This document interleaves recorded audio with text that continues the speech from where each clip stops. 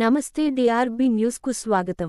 ప్రస్తుతం జరగనున్న పార్లమెంట్ ఎన్నికలలో ఓటు హక్కు ఉన్న యువత, విద్యార్థులు, చదువుకున్న వారు తప్పనిసరిగా ఓటు వేసి ప్రజాస్వామ్యాన్ని మరింత బలోపేతం చేసేందుకు కృషి చేయాలని సమాచార హక్కు పరిరక్షణ సమితి, ఎలక్షన్ వాచ్ కమిటీ జాతీయ చైర్మన్ డాక్టర్ బొమ్మర బోయిన కేశవులు సూచించారు.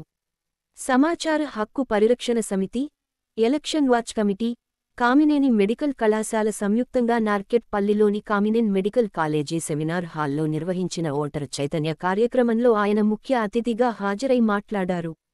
దేశంలో లోకసభ ఎన్నికలు ప్రారంభమయ్యాయని 5 దశలలో జరగనున్న ఎన్నికలలో ఇప్పటికే మొదటి దశ ఎన్నికలు జరిగాయని వివరించారు.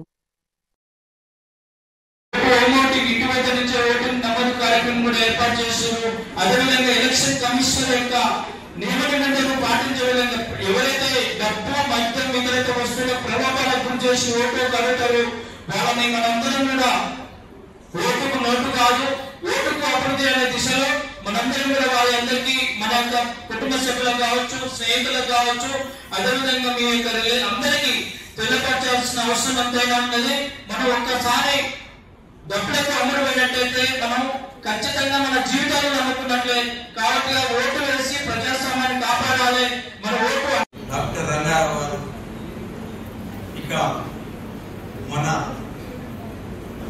President, RTI act national president Bommana పోయిన డాక్టర్ కేశవ్ గారు, ఇక ఈ నేల తల్లి, భూమి తల్లి, ముద్దు బిడ్డలందరికీ కూడా దండాలు.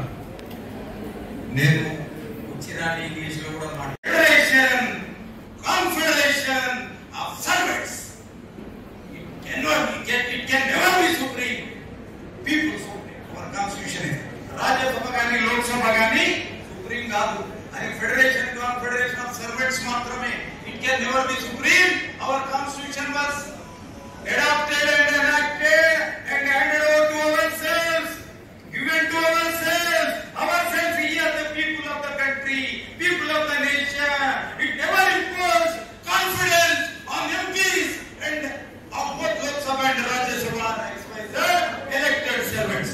What is the గమనించాలి? ఇంకొంచెం మాట్లాడాలి. దీని వల్ల అడిగితే కూడా చెప్తా.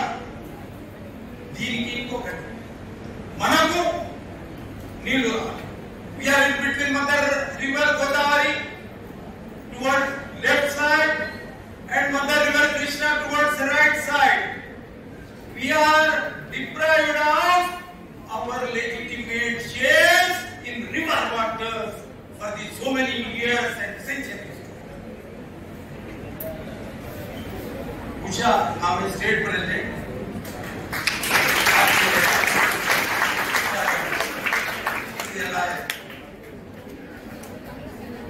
ఏడాపురం వచ్చిన